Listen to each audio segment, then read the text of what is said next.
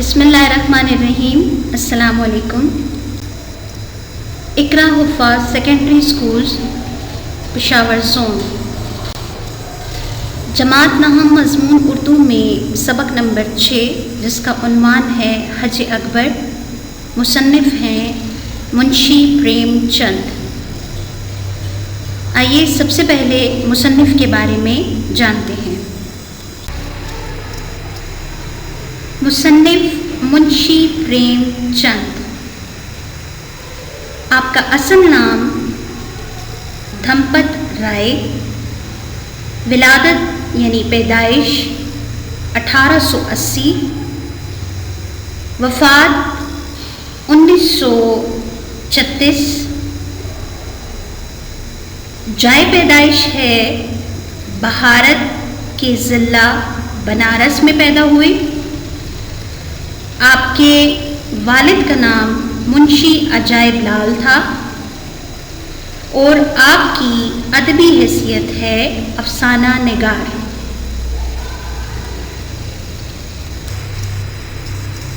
منشی پریم چند نے میٹرک بنارس سے کیا. پرائیویٹ طور پر بی اے کا امتحان پاس کیا اور ترقی کرتے کرتے ڈپٹی انسپکٹر مدارس بنے. اردو افسانہ نگاری اور ناول نگاری میں آپ کو بہت شہرت حاصل ہے. آپ اردو کے اہم افسانہ نگار ہیں. فنی اعتبار سے اس میدان میں آپ کا مقام بہت بلند ہے. منشی پریم چند کے افسانوں کی سب سے نمایاں خوبی ان کا قومی جذبہ ہے. اپنے ملک کی ہر چیز دوسری قوموں سے ان کو بہتر نظر آتی ہے.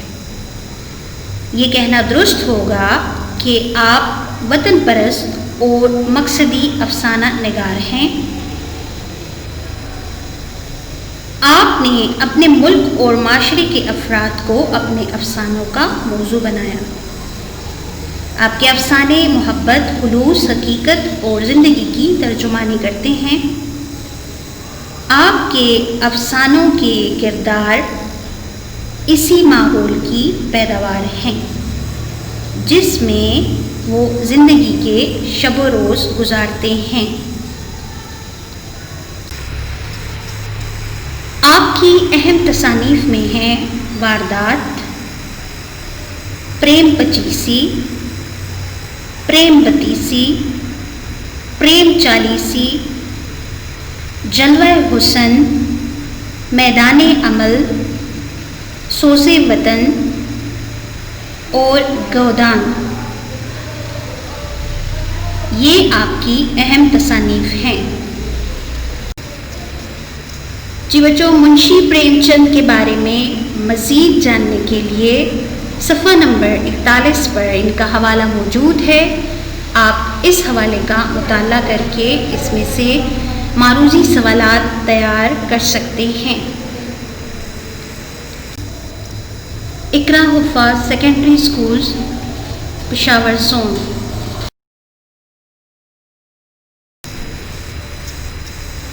بچوں، سب سے پہلے سبق کے اہم نکات. نثری اعتبار سے یہ سبق افسانہ ہے. مصنف کی ادبی حیثیت افسانہ نگار. افسانہ کسے کہتے ہیں؟ افسانہ وہ مختصر تحریر، قصہ، کہانی یا واقعہ جس کے تمام افراد یا کردار خیالی ہوتے ہیں. افسانہ اپنے اختصار کی بنا پر ایک ہی نشست میں پڑھا جا سکتا ہے، یعنی ایک ہی بھار میں پڑھا جا سکتا ہے. یہ سبق جس تصنیف سے لیا گیا ہے اس کا نام ہے پریم بتیسی. اس افسانے میں مصنف نے ایک گھرانے کا ذکر کیا جس میں منشی صابر حسین، ان کی بیوی شاکرہ، دایا عباسی اور بچہ نصیر. اس سبق میں دایا عباسی کی بچے سے مادرانہ محبت کا ذکر ملے گا. اور شاکرا کا دایا پر شک کرنا اور پھر اسی شک کی بنا پر دایا کو گھر سے نکال دینا۔ دایا کے جانے کے بعد بچے کی حالت کا ذکر ملے گا اور اس کے علاوہ حج اکبر کے بارے میں بتایا جائے گا کہ حج اکبر کیا ہے۔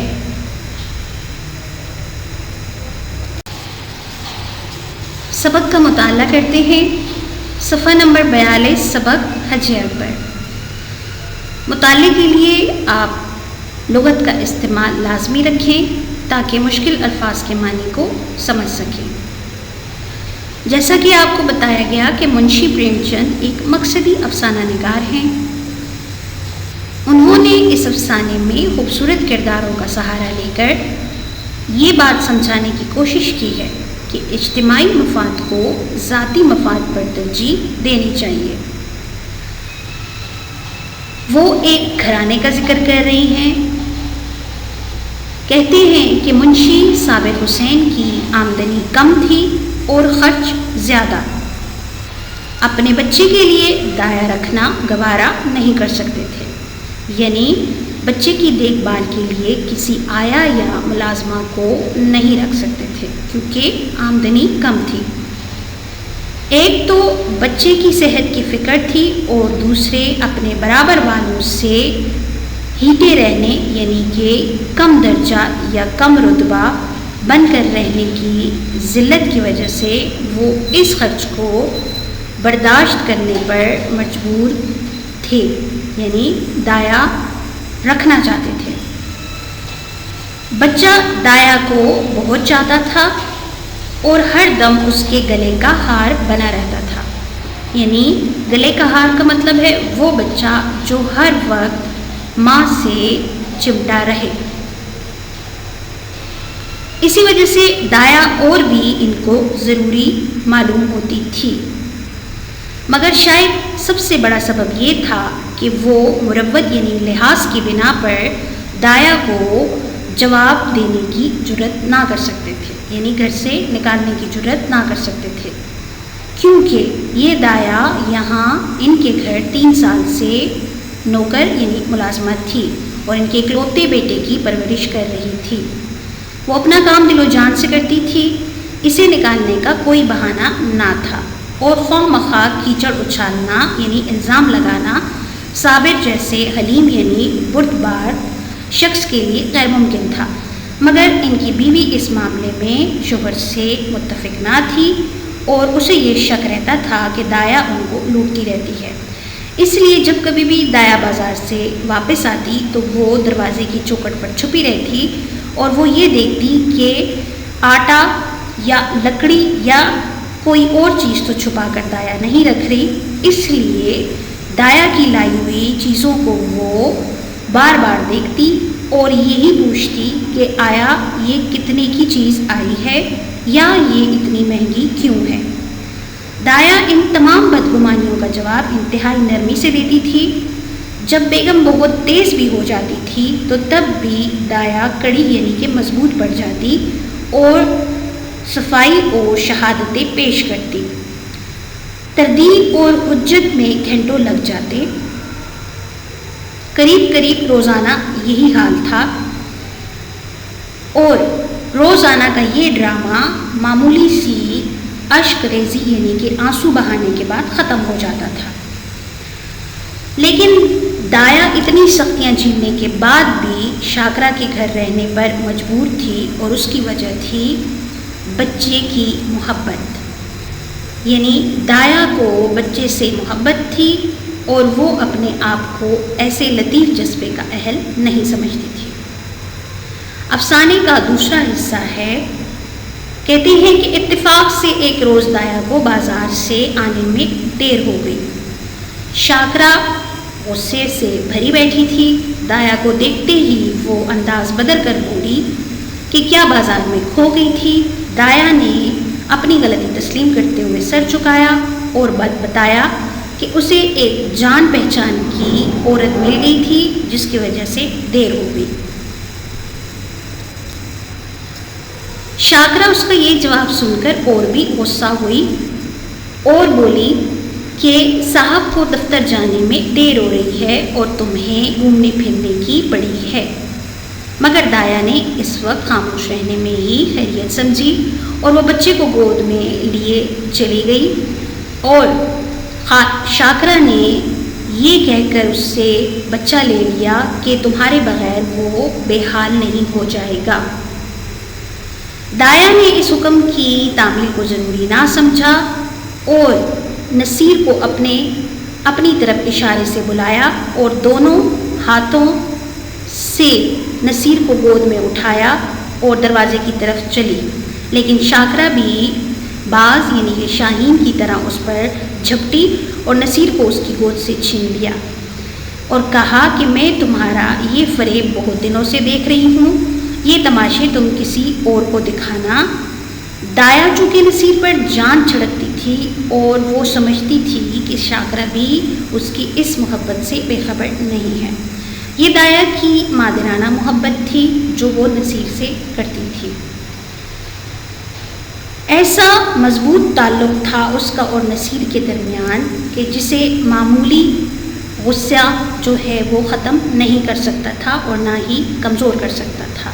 اسی وجہ سے وہ شاکرہ کی سخت زبانیوں کو بھی سن لیتی تھی اور سہ لیتی تھی، لیکن جب شاکرہ نے نصیر کو اس سے بے دردی سے چھینا تو دایا سے برداشت نہ ہوا اور وہ بولی کہ بیوی مجھ سے کوئی ایسی بڑی غلطی تو نہیں ہوئی، بہت بھی ہوا تو میں آدھا گھنٹہ ہی لیٹ ہوئی ہوں گی اور آپ اس پر اتنا زیادہ غصہ دکھا رہی ہیں، آپ صاف کیوں نہیں کہہ دیتی کہ کوئی اور گھر دیکھو، اللہ نے پیدا کیا ہے تو وہ رزق بھی دے گا، مزدوری کا کال تھوڑا ہی ہے، یعنی کہ مزدوری کہتے ہیں کہ ایک در بند تو دوسرا کھل جاتا ہے، تو یعنی مزدوری اسے کہیں بھی مل سکتی ہے۔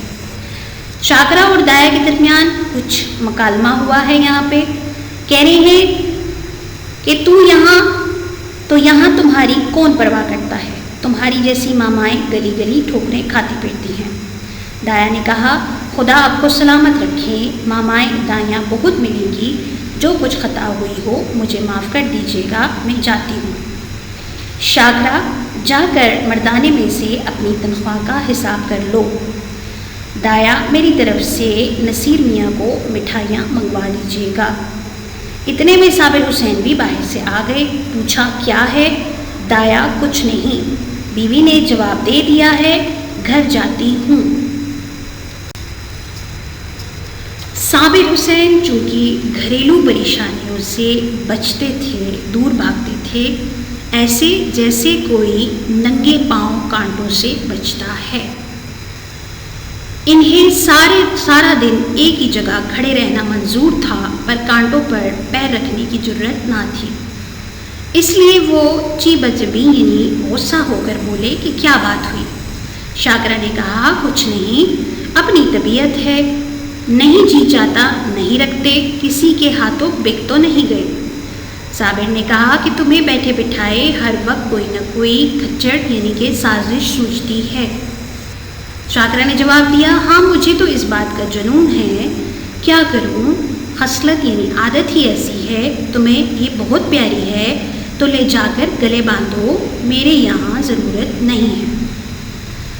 دایا گھر سے نکلی تو اس کی آنکھیں لبریز تھیں یعنی کہ آنسوؤں سے بھری ہوئی تھی، اس کا دل نصیر کے لیے تڑپ رہا تھا کہ ایک بار بچے کو گود میں لے کر پیار کر لوں، پر یہ حسرت لیے وہ اس گھر سے نکل گئی۔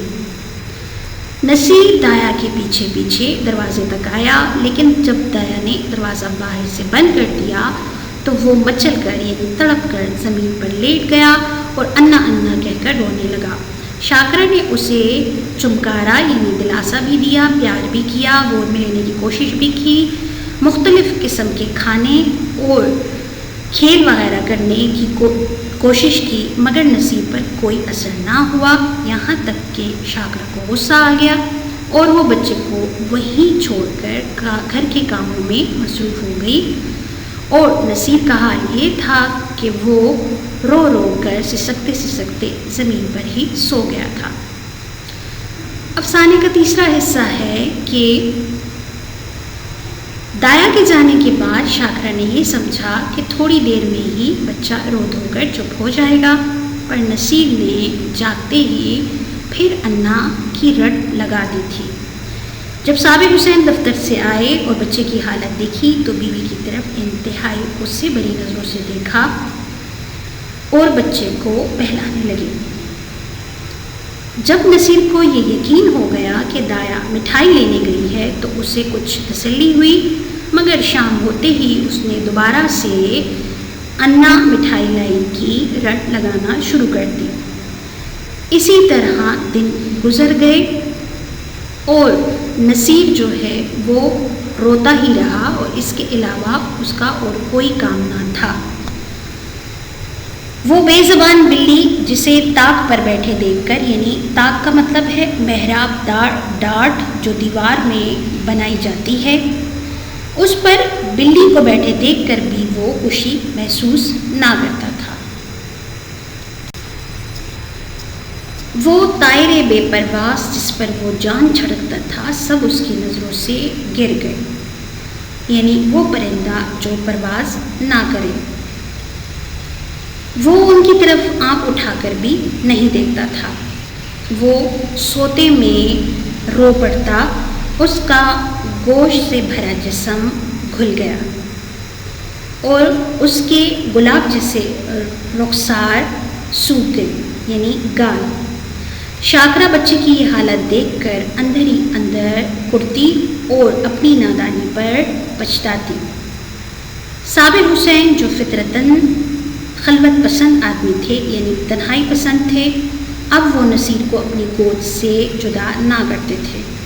اسے روزانہ باہر لے جاتے، نئے نئے کھلونے لے کے آتے، مگر نصیر کسی طرح بھی آگے بڑھ نہیں رہا تھا، یعنی یہ مرجھایا ہوا پودا کسی طرح بھی نہ پنپ رہا تھا۔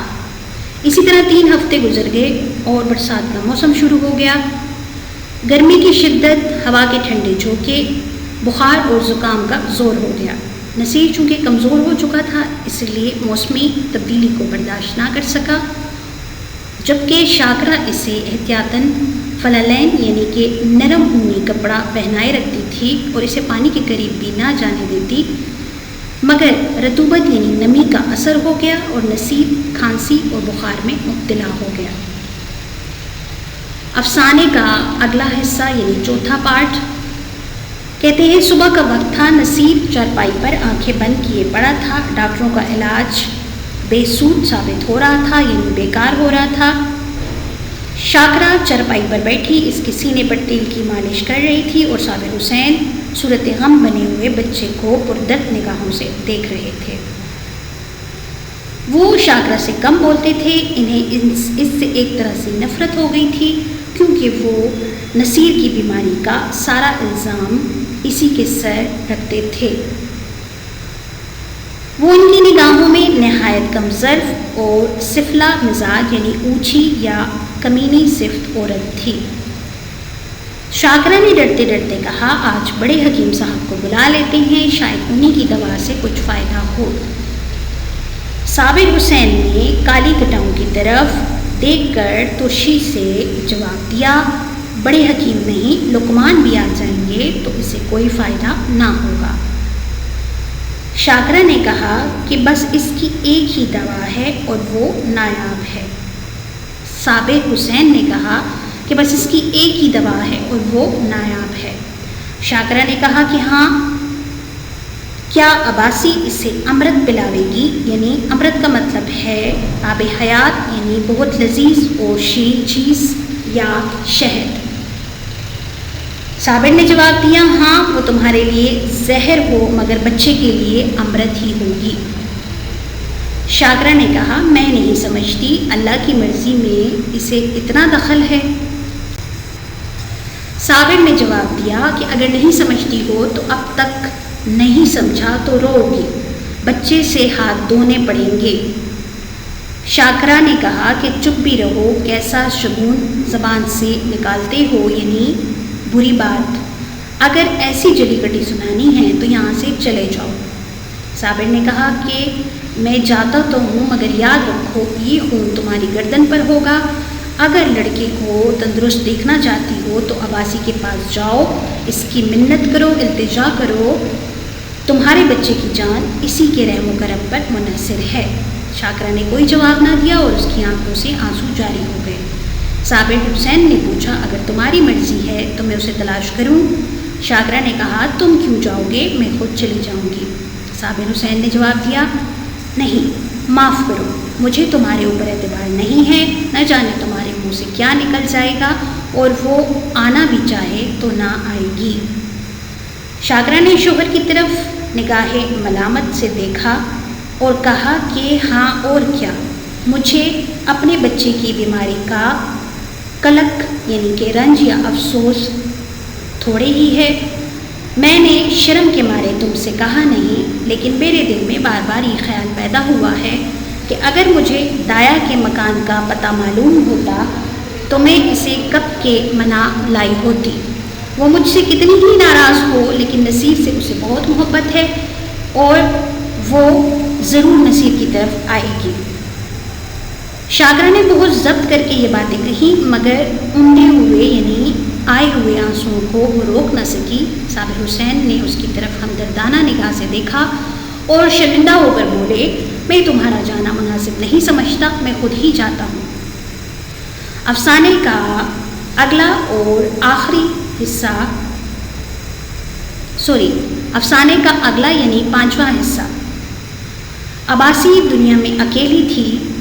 کسی زمانے میں اس کا خاندان گلاب کا سرسبز اور شاداب درخت تھا، مگر رفتہ رفتہ خزاں نے اس کی سب پتیاں گرا دیں، یعنی آہستہ آہستہ ان کے خاندان کے لوگ جو ہیں وہ وفات پا گئے۔ یعنی بعد حوادث نے حادثے کی جمع ہے، بعد حوادث یعنی کہ حادثے کی برے حادثات کی وجہ سے اس درخت کو پامال کر دیا گیا، یعنی کہ ان کا خاندان جو ہے وہ زمانے کی ہوا لگنے سے شکستہ حال ہو گیا، خراب ہو گیا۔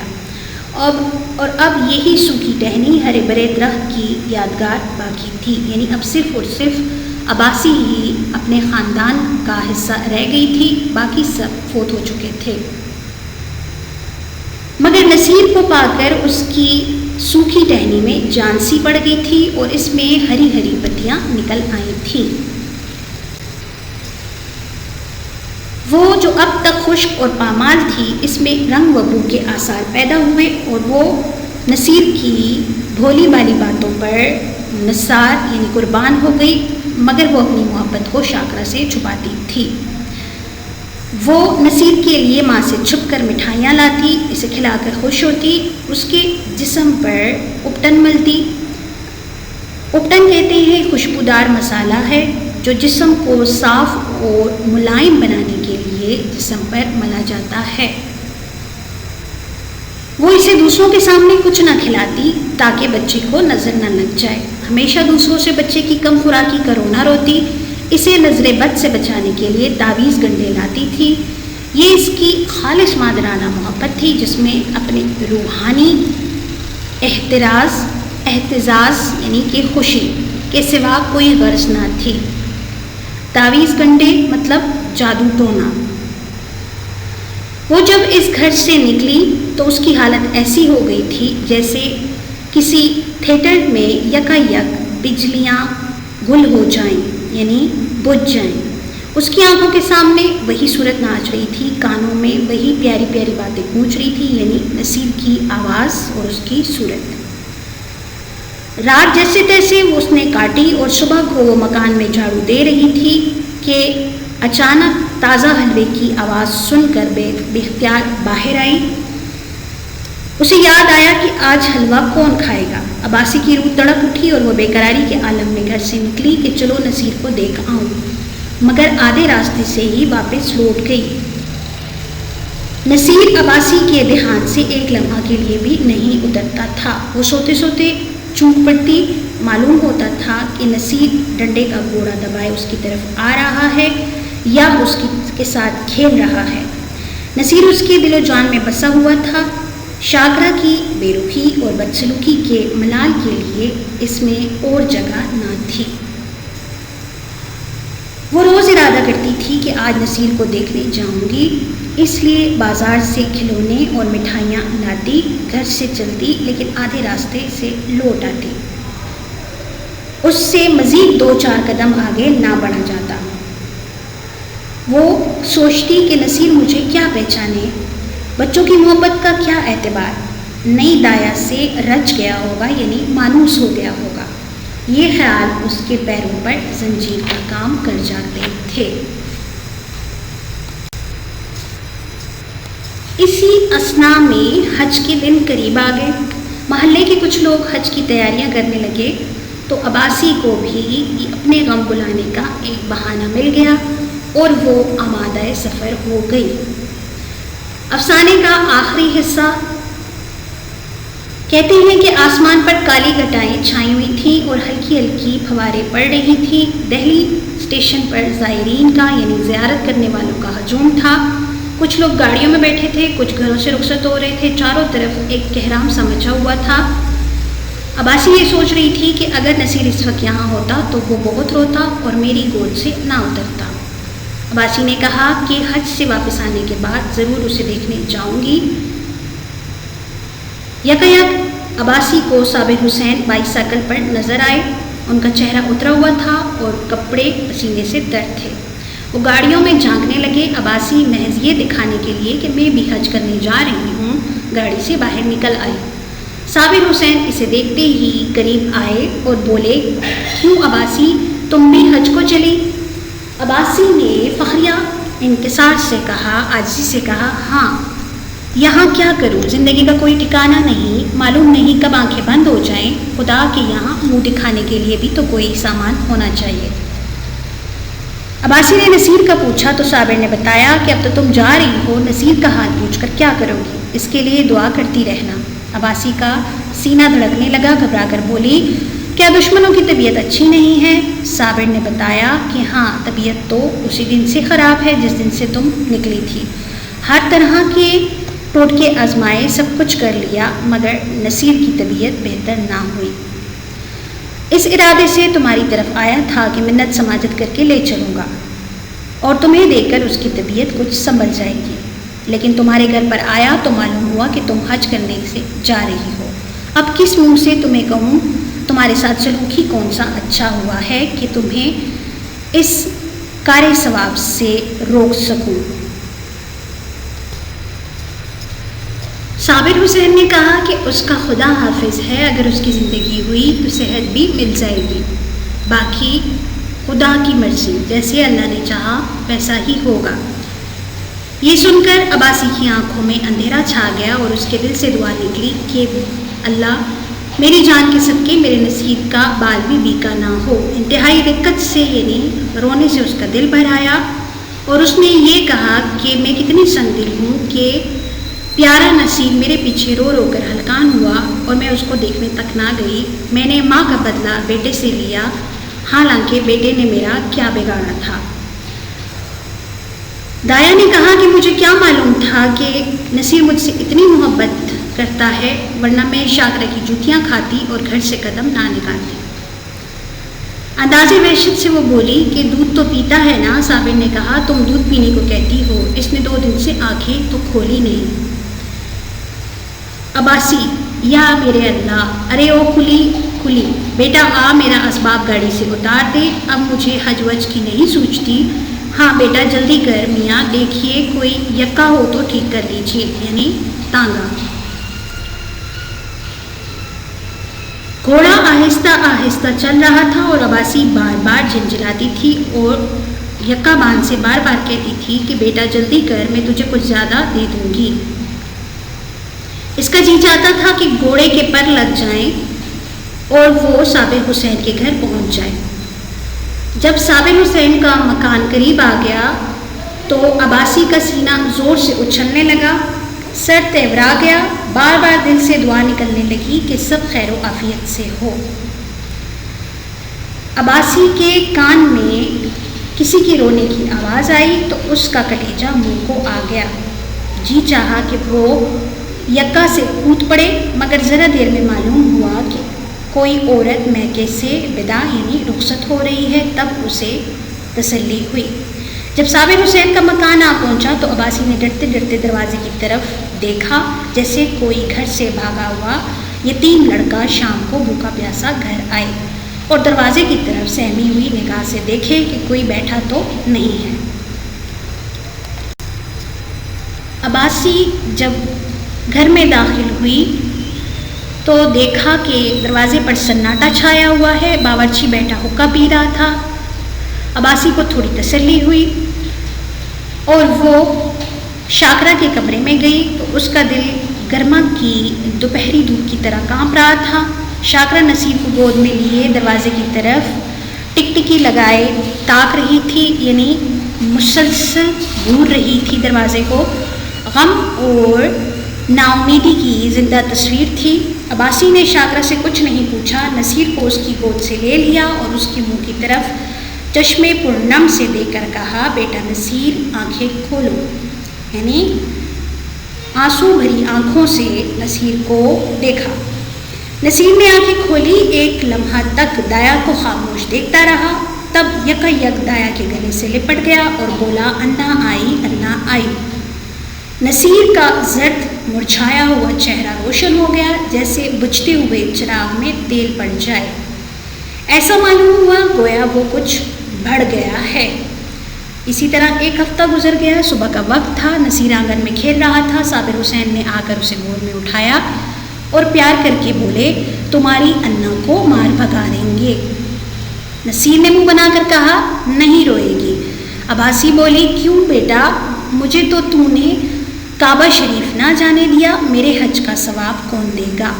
صابر نے مسکرا کر کہا، تمہیں اس سے کہیں زیادہ ثواب ہو گیا۔ اس حج کا نام حج اکبر ہے۔ حج اکبر سے مراد وہ حج جو جمعے کے روز ادا کیا جائے اور جس کا اجر و ثواب زیادہ ہو، اسے حج اکبر کہا جاتا ہے۔ در حقیقت مصنف نے اس سبق میں یہ بتانے کی کوشش کی ہے کہ ہمیں کسی کی محبت اور خلوص پر شک نہیں کرنا چاہیے، بلا وجہ کسی پر چوری کا الزام نہیں لگانا چاہیے، کسی کی دل آزاری نہیں کرنی چاہیے، اور حقوق اللہ کے ساتھ ساتھ حقوق العباد کی ادائیگی میں بھی کوتاہی نہیں کرنی چاہیے۔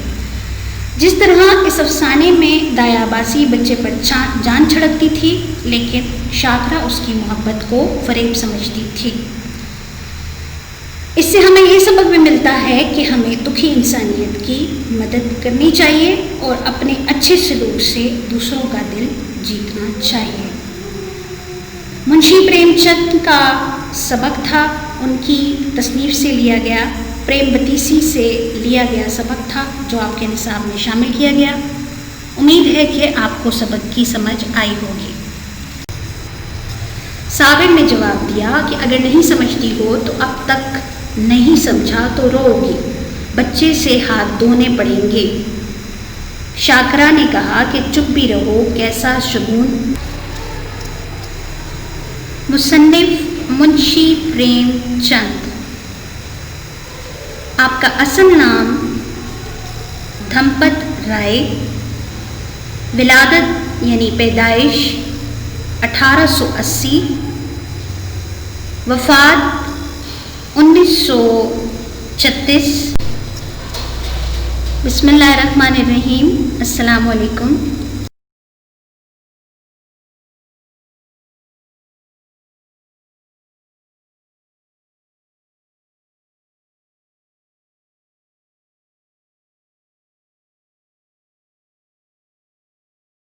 اس کا جواب لکھنے کے بعد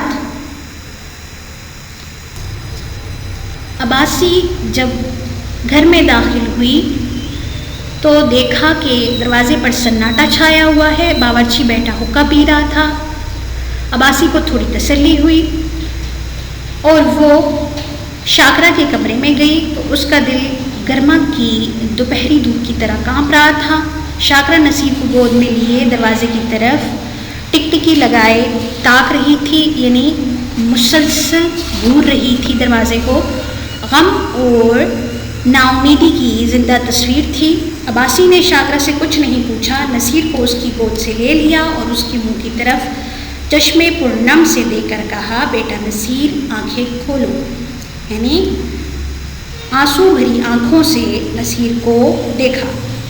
نصیر نے آنکھیں کھولی، ایک لمحہ تک دایا کو خاموش دیکھتا رہا، تب یک دایا کے گلے سے لپٹ گیا اور بولا، انا آئی انا آئی.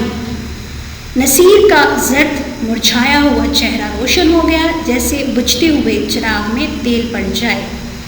ایسا معلوم ہوا گویا وہ کچھ بڑھ گیا ہے. اسی طرح ایک ہفتہ گزر گیا. صبح کا وقت تھا. نصیر آنگن میں کھیل رہا تھا. صابر حسین نے آ کر اسے گود میں اٹھایا اور پیار کر کے بولے، تمہاری انا کو مار بھگا دیں گے. نصیر نے منہ بنا کر کہا، نہیں روئے گی. عباسی بولی، کیوں بیٹا، مجھے تو تو نے کعبہ شریف نہ جانے دیا، میرے حج کا ثواب کون دے گا؟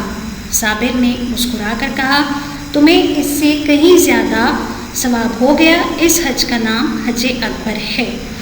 حج اکبر سے مراد وہ حج جو جمعے کے روز ادا کیا جائے اور جس کا اجر و ثواب زیادہ ہو، اسے حج اکبر کہا جاتا ہے.